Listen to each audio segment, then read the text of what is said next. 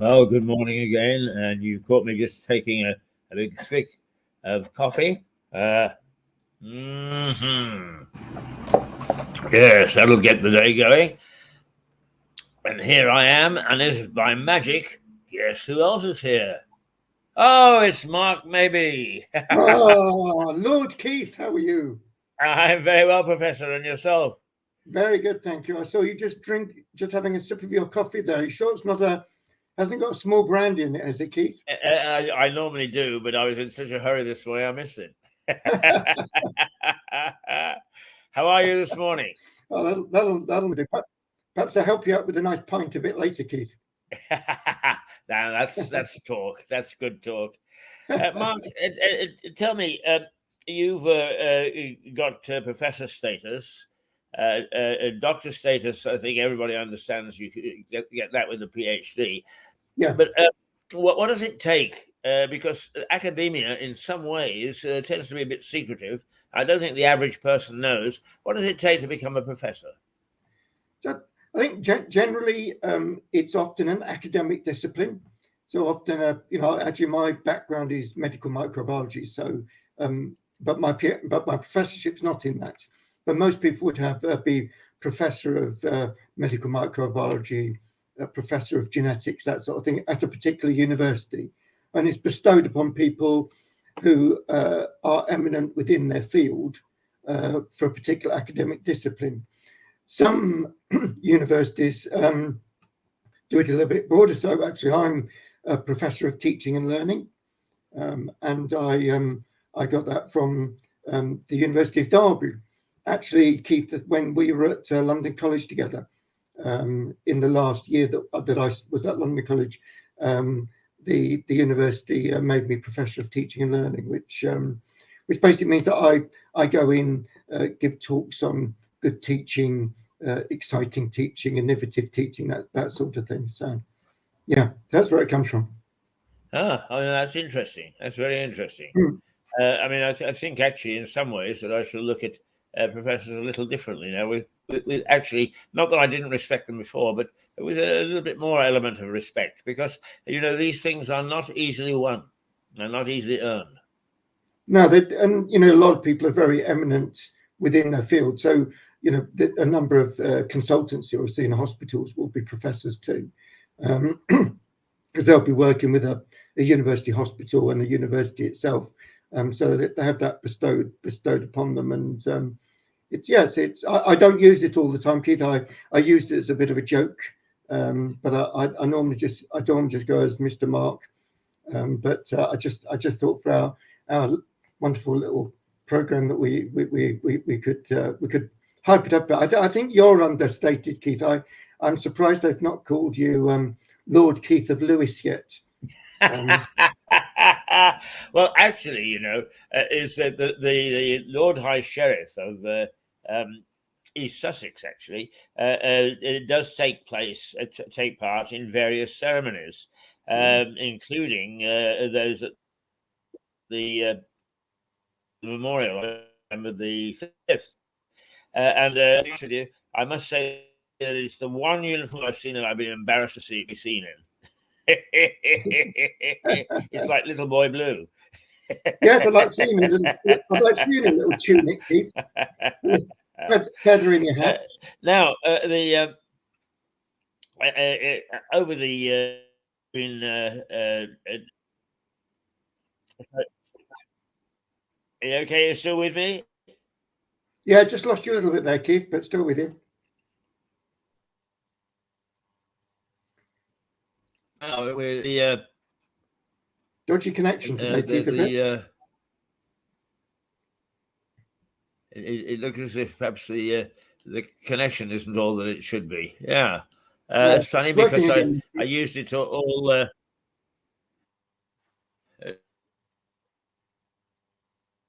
All right. Yes. Okay. Well, we're great. No, it's been playing fast and loose this morning. Yeah, it is. It's a bit noisy. Much as we hear about internet, yes, much as we hear about internet, it's far from perfect, I'm afraid. It is. Do you think it was perfect? We are actually trying to do something about it because it does happen from time to time. And I've got to go down and see EE, the telephone company EE, who have what's known as a dongle. And I've got a dongle. We have tested it to work. So I've just got to get them to sort of tweak it a little, and then we should be okay. But let's hope we can get through today with it all right. No dongle today then, Keith. You'll be walking a bit funny with the dongle. I must say, I'd love to know who thought up the bloody name. Yes, it's ridiculous, isn't it? Now, Mark, I've been talking to people over this past week because I'm very proud of what we're doing, and particularly what you're doing. And I've been saying to people, this gentleman, this professor, is organizing and designing a university without lecture halls, and they rear back in amazement and say, "My God, that's fabulous!" Because it's obviously striking the chord with them that this is a university that is accessible to all people. So, do you want to run through it again? Exactly what you're playing at, what you're about? Yeah, sure. So we're planning an organisation initially called the School of Innovation, and it will have the university status. Start off with what's called taught degree awarding powers. It means that we can run a degree. The degree will be in a very broad subject called innovation, and that will mean that we can run a number of subject areas through it. Even journalism we can run through it, Keith, because there's lots of innovative parts of journalism. But yes, the big thing about it is that it's not going to be what I call a talk and chalk sort of university where we fit 200 students in the lecture theatre, talk at them for 3 hours, etc. But it's very much going to be workshop based, work based quite a bit. So students will go out into working with particular companies, organisations. Those organisations will then come back into the university and talk to students about the sort of experiences that they've had, but making it very practical and very work ready. And I think I've said a number of times, Keith, a number of graduates are wonderful and they really are work ready, but there's a number that aren't.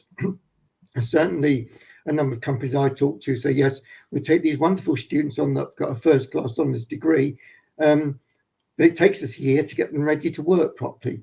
And stupid things about, I know I'm very old fashioned, Keith, but dressing appropriately for a particular job, and how you behave, not the sorts of things that university would teach, but are actually really important if you're going for an interview, those sorts of things. And I think it will give students a much broader knowledge base, that when they do go for an interview for the job, they can draw on the various bits of work experience they've done, the practical work they've been doing at the university. So that's the idea, and we want to bring in. Hopefully, when we're up and running, Kit, I'll get you in too.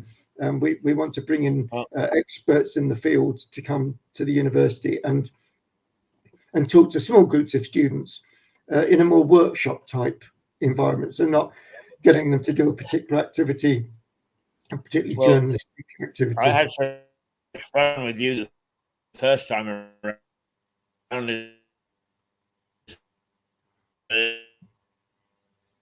There you go, getting there. It's all right. Still with us. I really like the concept. Now, where is the university placed at the moment? Well, it's going to. We're currently putting the paperwork together for it. It's going to be initially based in Manchester. Sort of mainly because there's quite a lot of employers who are particularly interested in being engaged with it around the Greater Manchester area. The mayor is also really interested in it, so it seems a good place to put it. But what we plan is to have hubs. So that would be the sort of hub, and then we'd have spokes. We could have a spoke in Lewes. There's no reason why we couldn't have a spoke in Lewes with a couple of hundred students studying, a spoke in Plymouth. And particularly perhaps areas now that don't have a university. Manchester does, but we're looking to perhaps move to places that don't have own university. And Lewes is a good example, perhaps, of and it wouldn't just be. It's not just going to be young 18 to 25-year-olds. We're looking for people that want to return to education, people that want to change their jobs, and perhaps people that never had the opportunity to do a degree could come and do it, and do it in a flexible sort of way. So running it, I think I said to you last time, Keith, running it in a more flexible sort of way. So we'll run at weekends, Saturdays and Sundays, run in the evening, so that people could do a Saturday and evening. Actually, I'm delighted that you said that. I mean, here we have a Cluniac Priory, or the ruins of it, that actually was built by William the Conqueror's henchman, William de Varenne, and it was started in 1070 or 1069, only about 4 years after the conquest. Wow. And it was pushed by his wife Gundrada, who was rather a holy lady, but nonetheless, and the foundations that old still stand. I'm mentioning that is it was a Cluniac Priory, and one of the things that it did, it that was the hub priory, but it had little missions all over the United Kingdom. Well, no, sorry, all over England, and some of those churches still stand. For instance, you can stand at the priory and you can look directly to one of its satellites in New Haven. And it had them all up and down the east coast. So my thinking was, I wonder if your organization is going to be like that, is a hub with spokes, but you already said. Yeah, very much so, Keith. I think that particular model would work really well. And instead of students traveling, we might have employers traveling, but we might particularly pick up on local needs and serving the needs of the local community and local businesses. You don't need to have universities that have got 32,000 students. There's no reason why we couldn't build a university that's got 10,000 students, but there might only be 2,000 in Manchester, but there might be 300 in Lewes, there might be 50 in Norfolk, where there isn't really a university in Norfolk. So those sorts of things that we've been thinking about, and particularly doing things in a more flexible sort of way. We found that running things at weekends and evenings means that if people have got children, their spouse can perhaps look after the kids on a Saturday and a Sunday, rather than having to spend a lot of money, which we hear at the moment, on childcare during the week. There was a lady on the TV just yesterday saying that she's got a little boy. She puts him into childcare. It costs £56 a day, and she earns £58 a day. So getting away from that sort of thing, where there might be a partner who can look after the kids, but to try and make it open to as many people as we can. Yeah, that's excellent. Now we have here, as you know, you've heard me ranting and raving on this station about local councillors and so on and so forth, and I don't really hold much brief for most of them, but we have here a lady who is very interesting, because she came to Britain when she was about 11 from Ghana. Oh, right. She is now a councillor on Lewes District Council, on Lewes Town Council. She's a past mayor, but her degree is in education, and she is really, really desperate to help those people who have sort of lost the will to do anything. And I'm going to, with your permission, I'm going to, as soon as I can, get her on a Wednesday, so you can talk on the air with her and go over this project, because I think she will be fascinated. But she is a very, very intelligent woman, and she's a go-getter.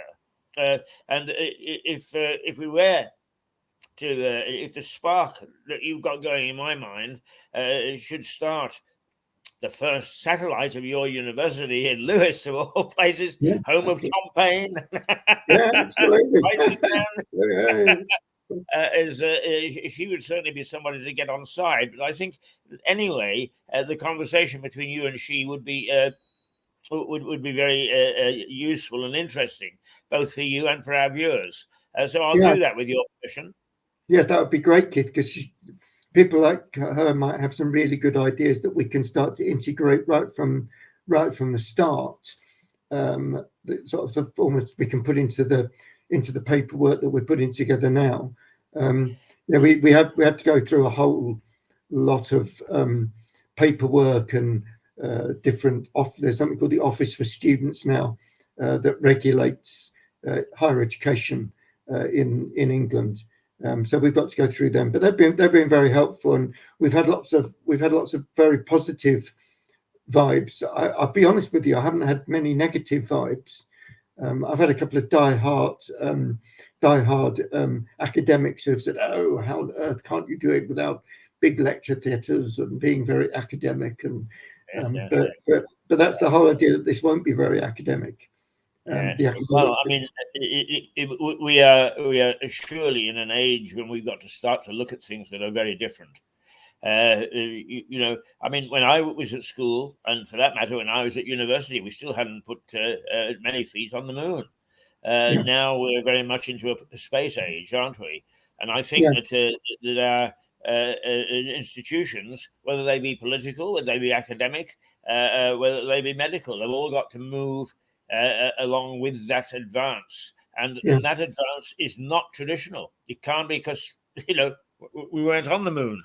No, absolutely. Well, I was laughing with them. I was laughing with some students a couple of weeks ago to say that I went to university in the 1970s, and there were no computers. There were none of this sort of thing, and I typed my PhD up on a typewriter, not even an electric typewriter, but a manual typewriter, 100 and something odd pages. Now people look at you, gone out, and now you've got this sort of thing.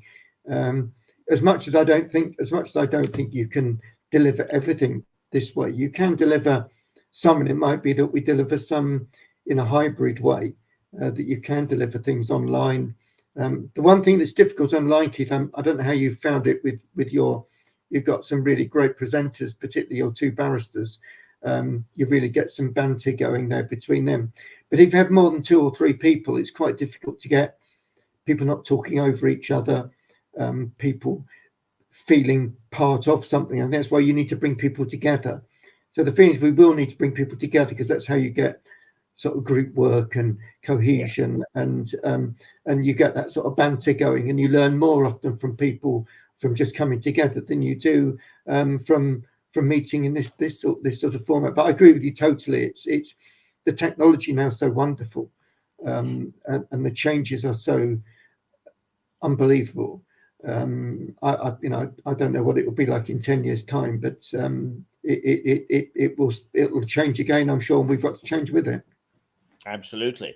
But just to top you, I graduated in 1964, and I was still writing my essays with a pen. That's fantastic, Keith. Yes, I think I've shown you before that students don't often know what one of these things is. No.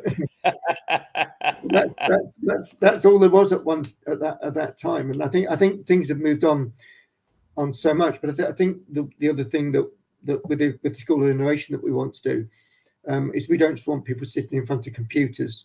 It's very much about making people good communicators, and as I say, really ready with very sharp minds to go and work in industry, commerce, and bring those, but be able to have the communication skills to do that. And I think that's really important.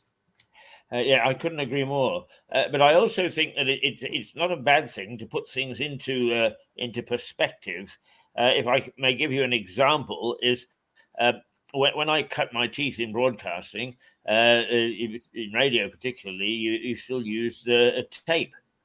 And to edit the thing together, you had a little metal strip with a slit in it, a razor blade, and a yellow Chinograph pencil, and you stuck it together, and that's how it was done.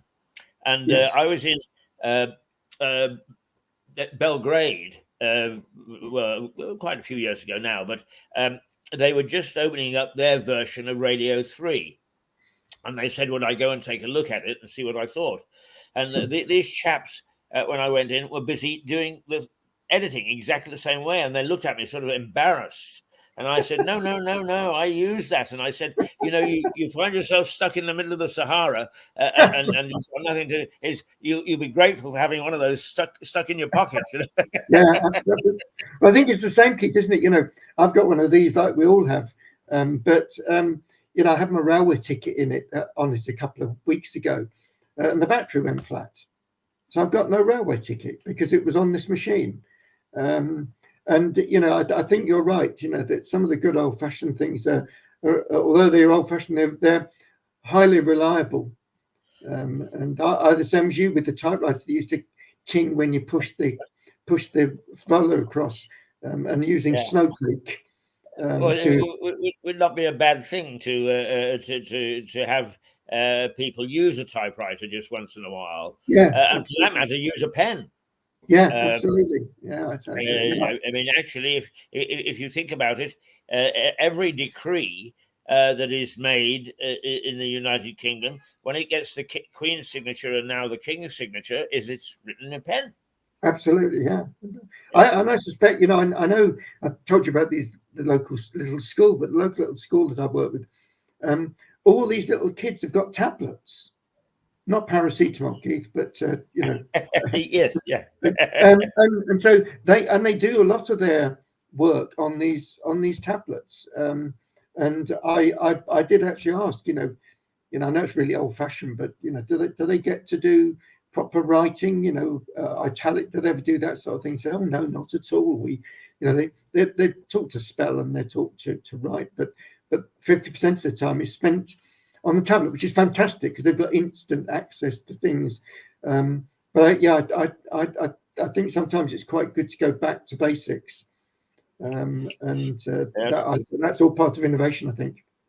Well, my great-grandfather's writing, which I think was known as copperplate, still hangs on the walls of Sutton Coldfield Town Hall.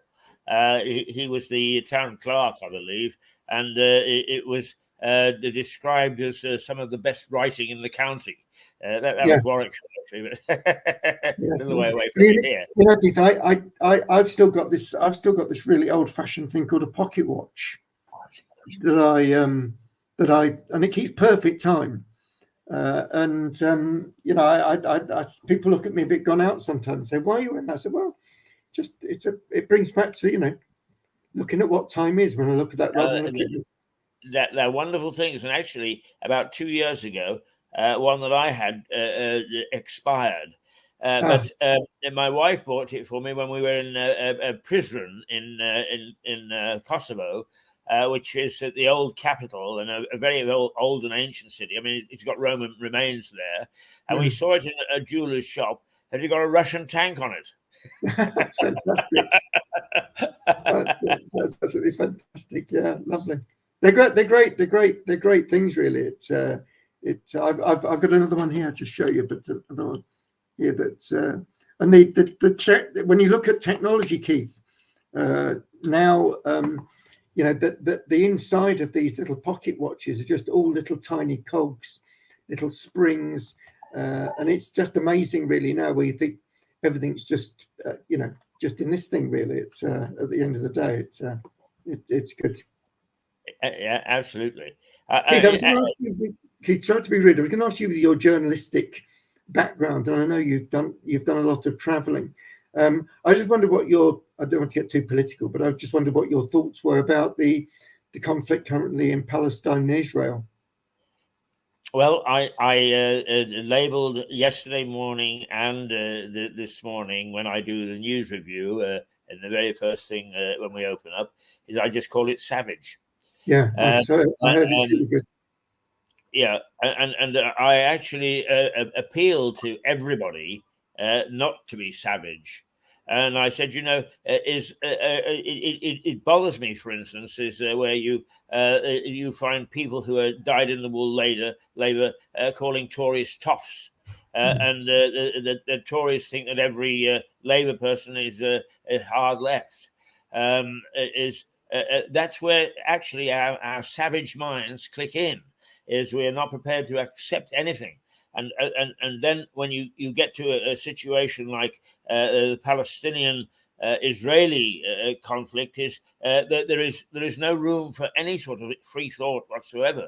It's them and us, and then it boils over into this sort of thing. And I just wonder why. Some universities here had people marching in support of the Palestinians and sort of said, the Jews have got it coming to them, and people like Gary Lineker and Emma Thompson, I think it was Emma Thompson, refused to make any condemnation of this sort of thing. That is rubbish. It doesn't matter who actually pulled the trigger. Exactly, agree. Your trigger should not be pulled. Yes, and you're right. I mean, I spent 2.5 years in Kosovo. I like the Kosovars, but I also spent some time in Belgrade, and I quite like the Serbs, and that they will not have anything to do with one another, and that is absolute nonsense. It's absolute rubbish. What they've got to do is they've got to learn that this is one big world, and that particularly if they're on the same peninsula, they better start getting used to one another and understanding one another and trying much harder. If I could just say to you, Mark, I've been in some very, very strange situations, but I went to North Mitrovica, Mitrovica being a northern town between Kosovo and Serbia, which is on the border. And the northern part of the city is a divided city. The northern part of the city is occupied by Serbs, and the southern part by Kosovars. And there's a bridge that you cross. And there are troops on either side with guns watching who crosses the bridge. And as you walk across this bridge, your shoulder blades burn. You wonder whether a bullet is going to slam into you. And we shouldn't have situations like that. We shouldn't have places like that. So I'm particularly distressed and disturbed by it. Yes. Yeah, I agree 100%. Watching the pictures just on the TV last night it did make me cry. It's just terrible. And then places like Newsnight, they sort of fuel it in some way because they bring on both sides. And I know that you've got to listen to both sides, but it was just what you explained, Keith. It was them against us. It's their fault. No, it's their fault. No, and I agree with you totally. That all just needs to stop. Otherwise, there's going to be, more bloodshed, and it's just terrible. Well, it also, I mean, let me be totally honest and put myself, bare my soul, is I honestly don't think that we've got any leaders today. I think the leadership, and I don't care where you're talking about, here, in the States and Australia, when we're talking about English-speaking countries, but whether the EU, Asia, the Arab world, we haven't got any real leaders. What they are is they're self-aggrandizing, and they've got a certain purpose, and they stick to it, and perhaps they do it rather well. But that is not leadership. That is not leadership at all. And until we actually get good leaders, this sort of thing is going to be stirred and fomented.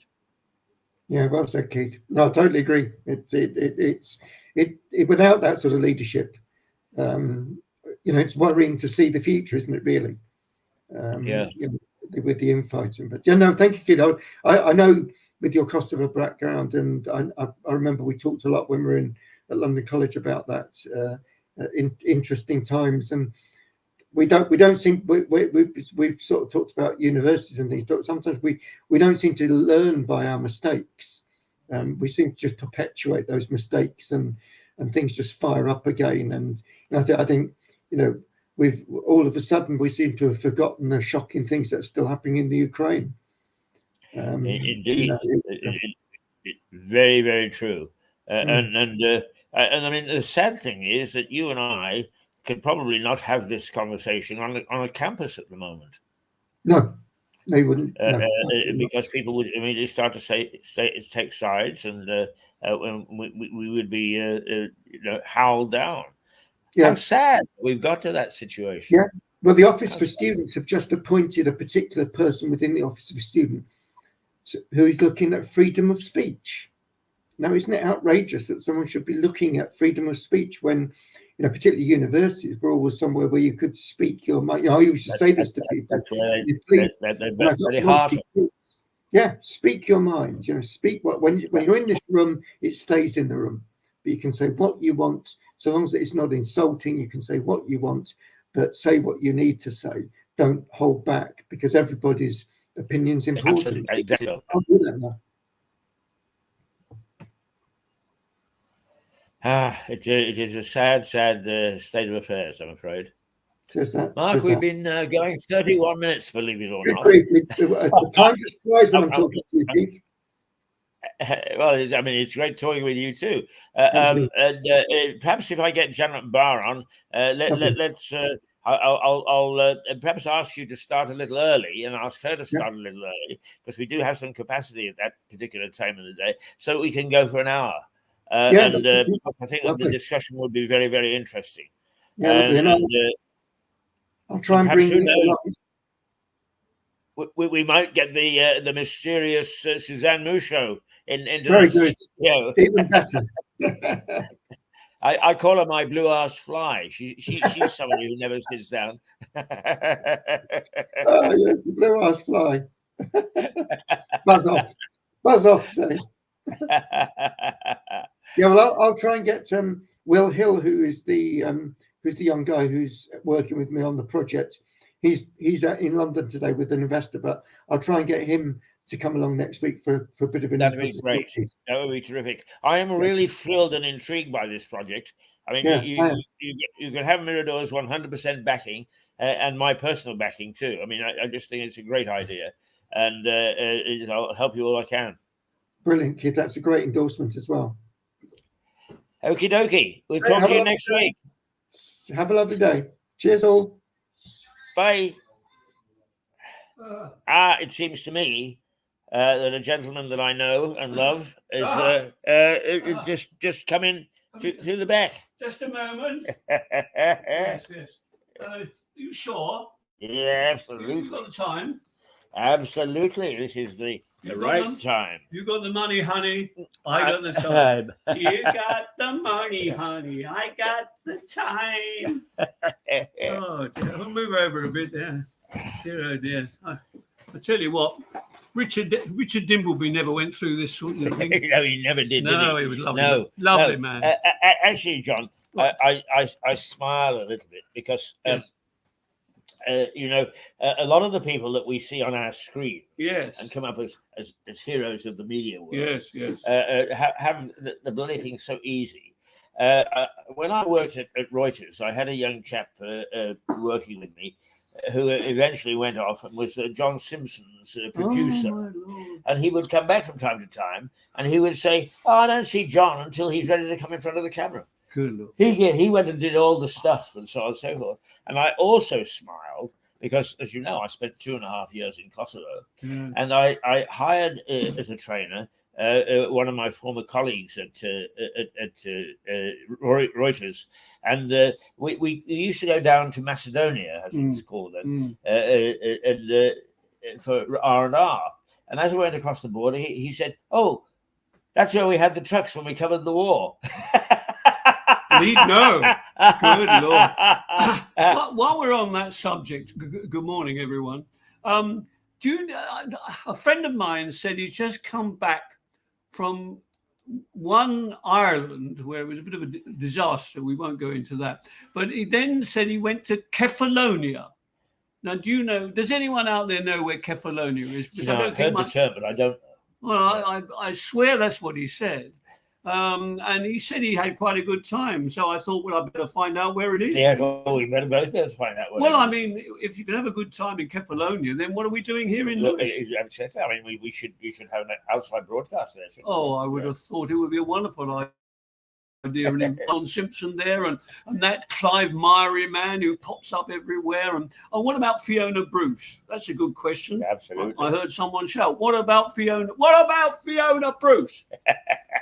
She's Scottish, by the way. Did you know that? No, I didn't, but I suspected. Oh yes, she was on the television last night looking at old masters. And whether they were fake or not. It's a question people often ask us. Yes. Are you real or are you fake? And it is a good question, because there are moments when you think, I don't know, that Keith Hayes, I don't know, is he a real person? Cardboard cutout. Or is he possibly an AI? I mean, you could be a robot for all I know. But do you know something? Some of your favourite people introduced AI many years ago, when you and I were still in short trousers in the Goon Show. Oh yes, because do you remember there was an episode in the Goon Show when they decided that the way that they would actually offset Hitler's bombers was by putting a cardboard cutout of the United Kingdom and anchor it in the North Sea. Yes, brilliant. Exactly. Yes, I mean, I do remember that. There was another episode I remember, because I was actually there when they recorded it, when they had a monster warehouse, and guess what they kept in it? Monsters, effectively. And I've still got the recording of that, lovely Spike Milligan and all the rest of them. By the way, I thought I'd just mention, last week and the week before, I had battery failure. Yes. Do you remember? Yes. And I said how important batteries are to you and I. I mean, for example, I'm sure viewers will want to know this, that in the last 15 to 20 minutes, I've had my, don't tell anybody, ears waxed. Oh, what a lovely process that is. It's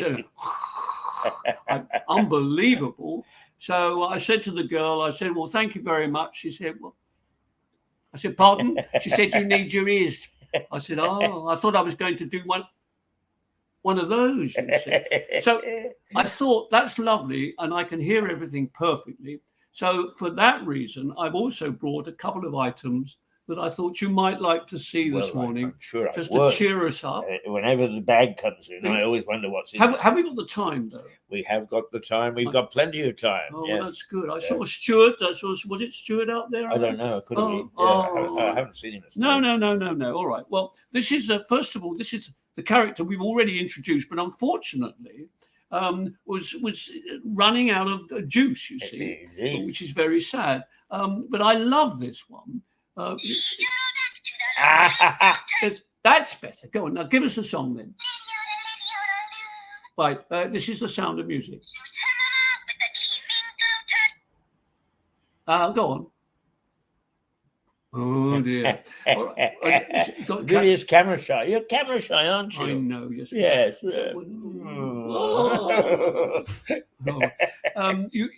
How are your ears? Oh, dear. I'm sorry.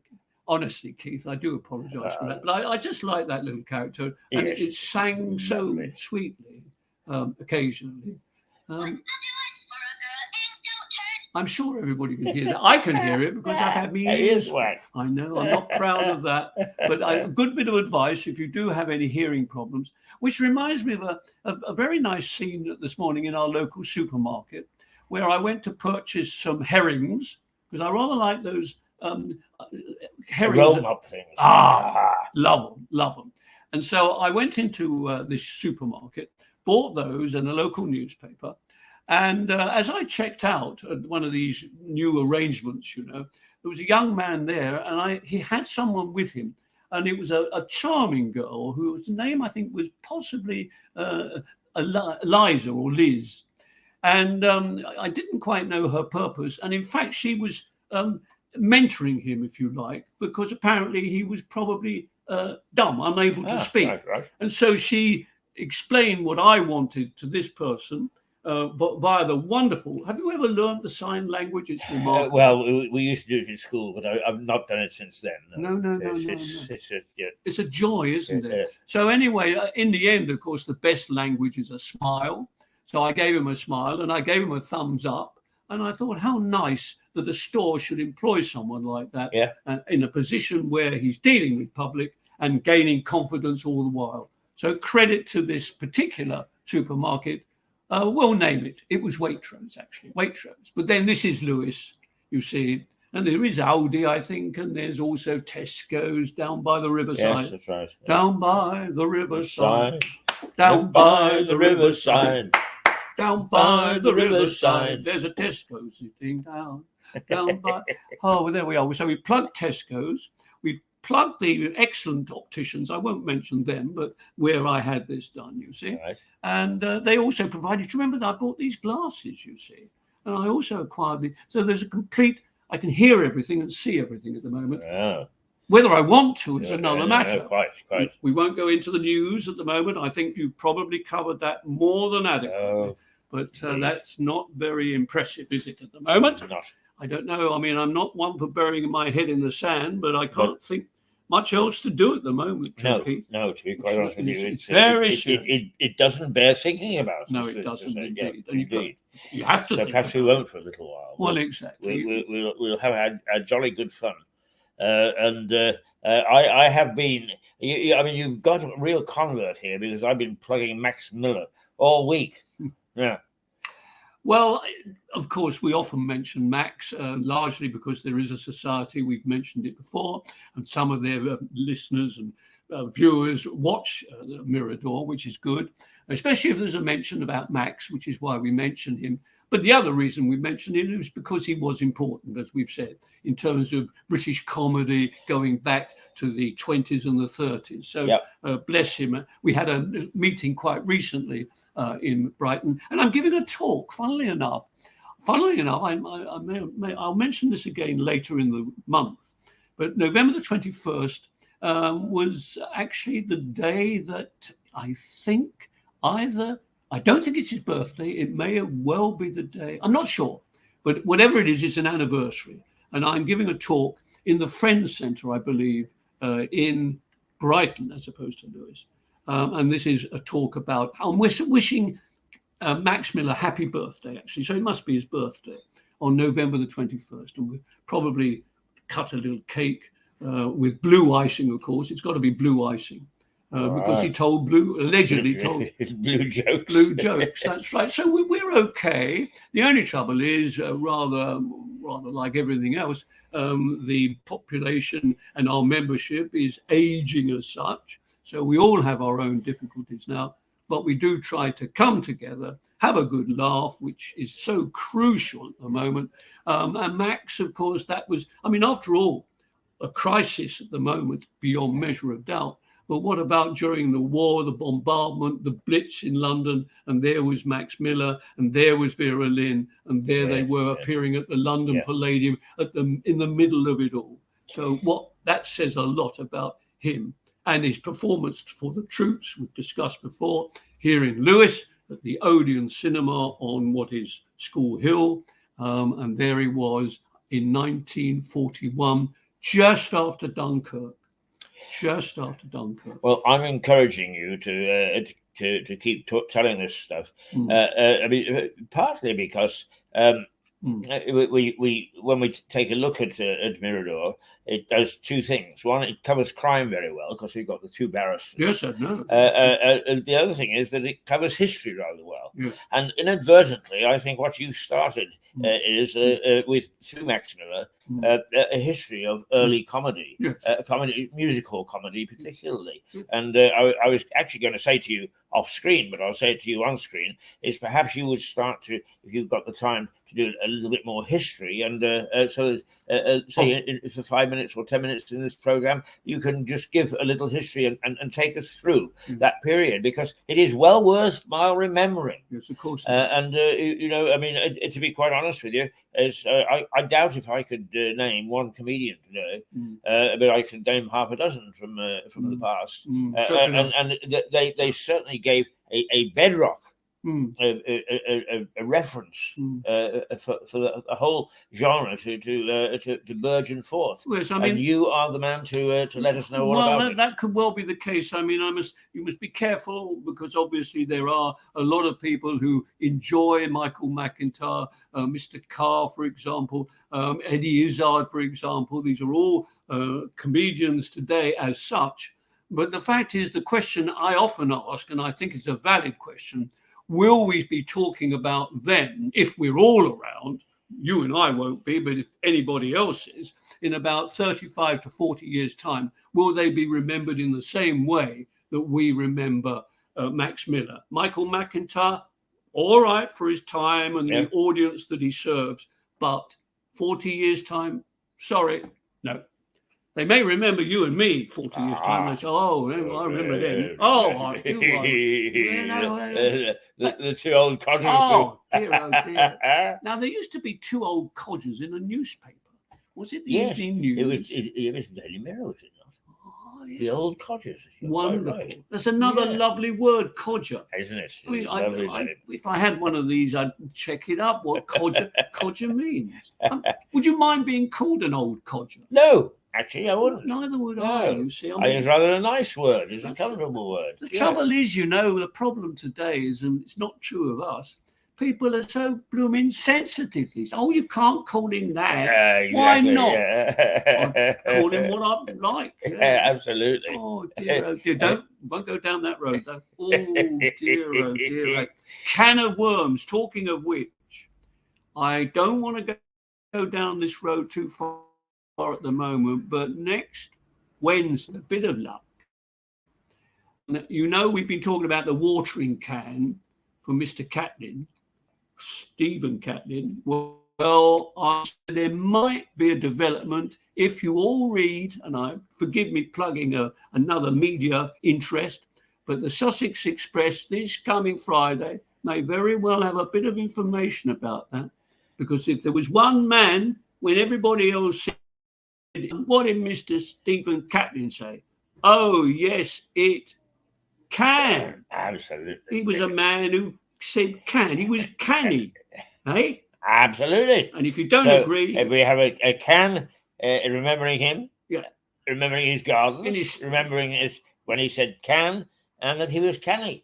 That's wonderful. I thought you'd like that. Absolutely. We'll wait and see whether they publish the letter. We will. And if I may say so, I have a gardener waiting to go in there. Yes. It's a question really is, I understand that there was some move by the powers that be after that sort of thing. And if nothing is happening there, then we're ready to kick in. Absolutely, 100%. But I didn't want to tread on anybody's toes. Give them a chance first. I made that point to a young person that I spoke to only this morning, actually, knowing I was coming here.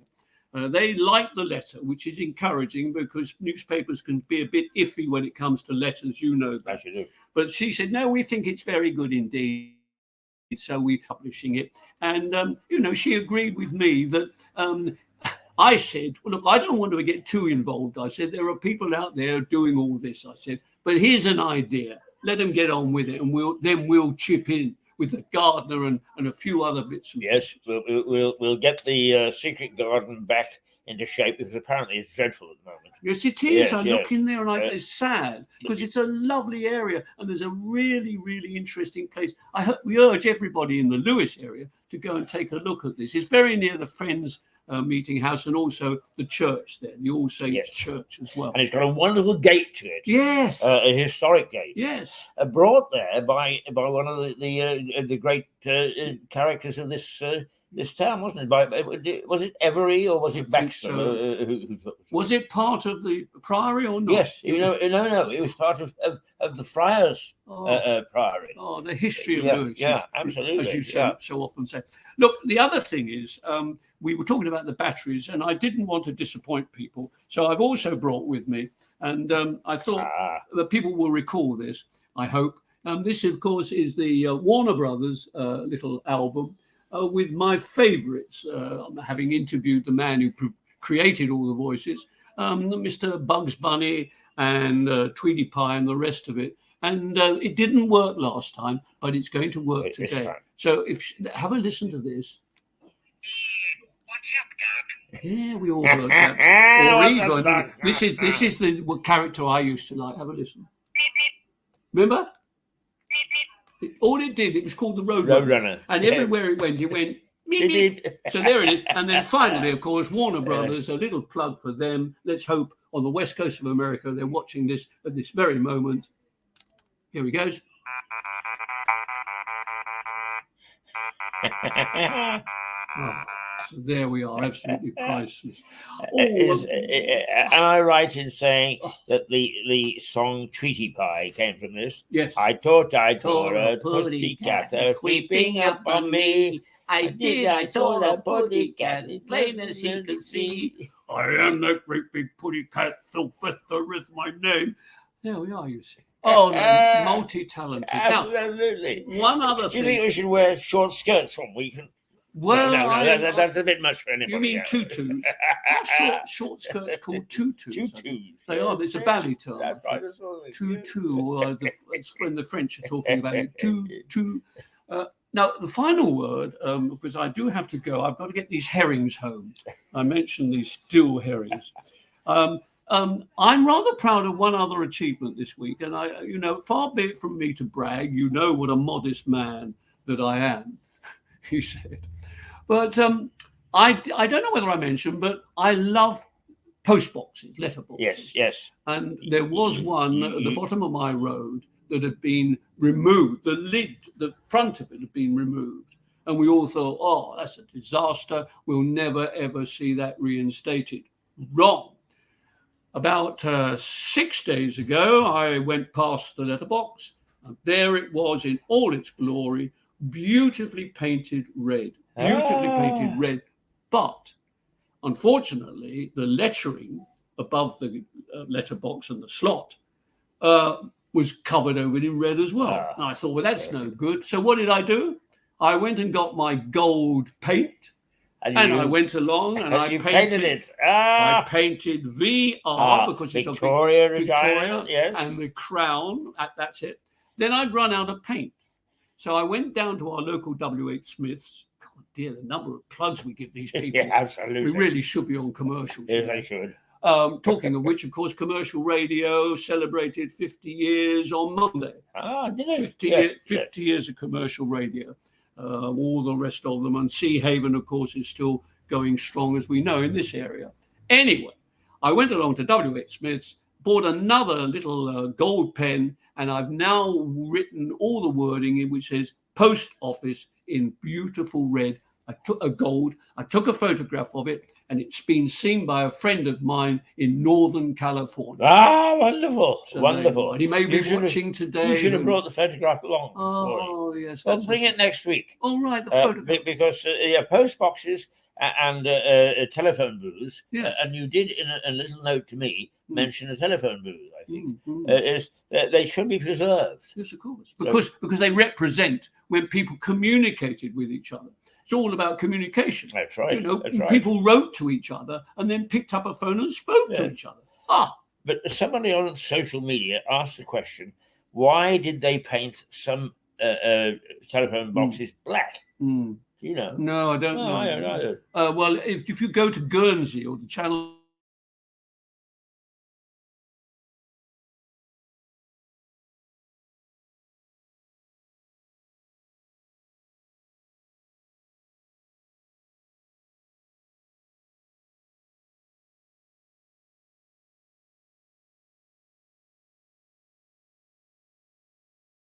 Yes, there we go. Back again. Worrying when your son. It's a bit like me doing that, isn't it? It is, isn't it? It's a bit worrying. Perhaps they'll think that you're doing that. No, I'll tell you why we do it, actually. We do it because people can be, shall we say, just a bit nonchalant.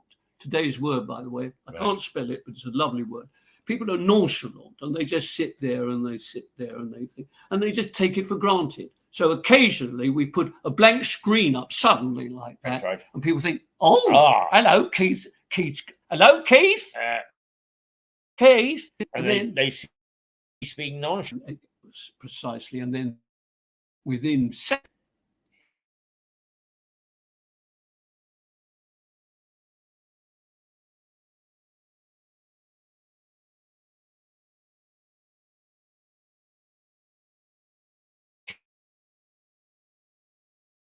and his hat. The trouble is Shh, quiet. no, please. Let us sing. Go on. One of the things that is I love when these little things go wrong, because it just shows that the modern day electronics are not infallible. Absolutely. Yes. I quite agree with that. Do you agree? Oh, yes, you do. Oh. Yes, no, it's absolutely right. Infallible, absolutely right. I mean, it's so frustrating. It's wonderful when it works and I communicate with Northern California, my friend Phil, for example. But then, you know, when the screen goes blank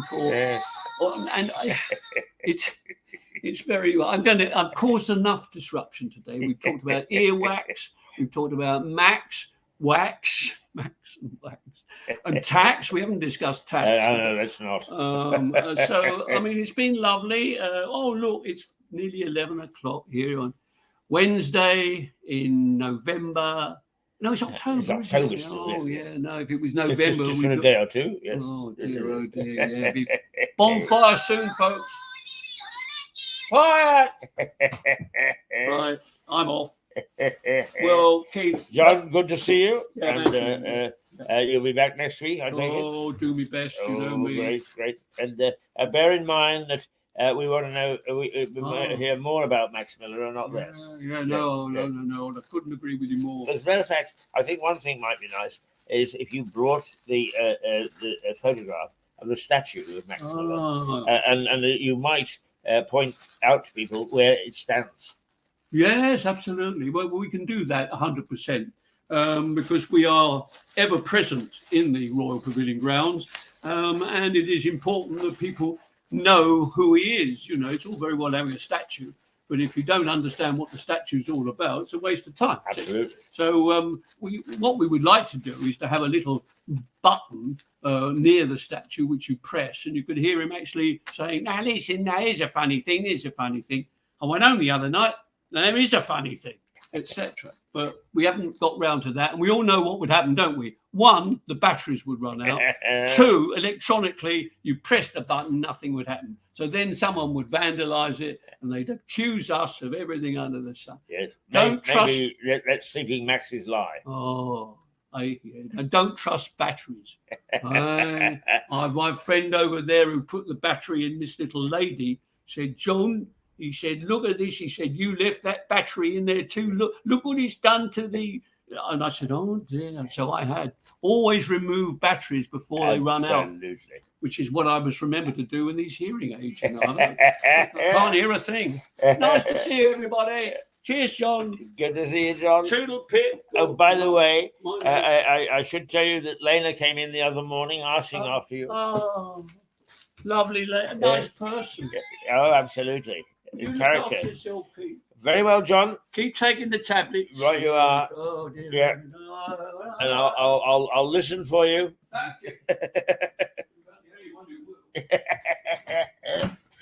Okay. Well, as the morning that we've had has been very, very fruitful and very useful. We have come to the end of. Perhaps someone will breathe a sigh of relief. I don't know, but we've come to the end of a rather good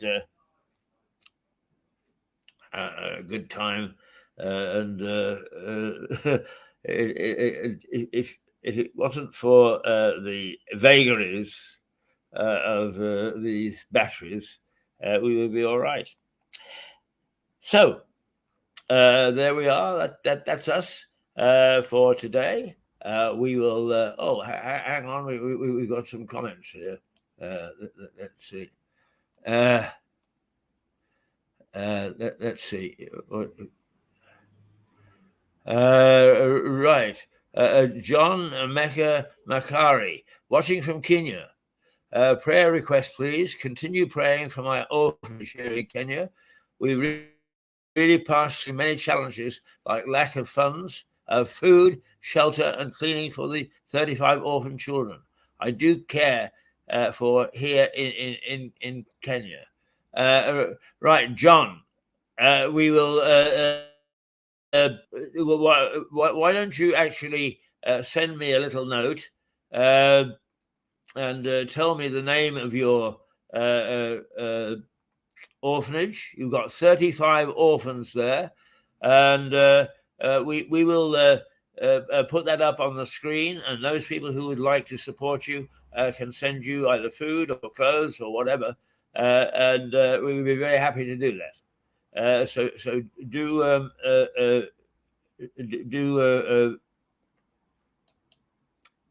let's see. Hello, good morning, watching from Kenya. There we are. And it's a prayer request.